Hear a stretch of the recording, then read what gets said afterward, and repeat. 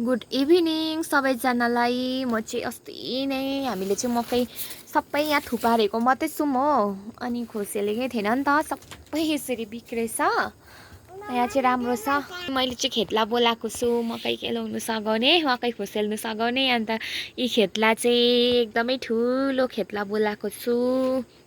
अन्त खेतलाले चाहिँ साह्रै मजाले मकै तास्छ नि त।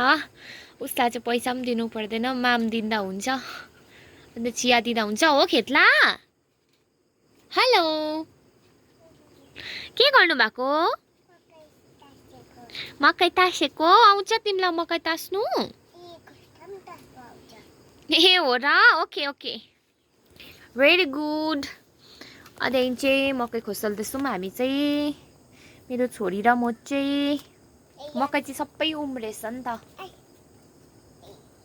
अम्बो अम्बो अम्बो कति साह्रो परेछ अम्बो।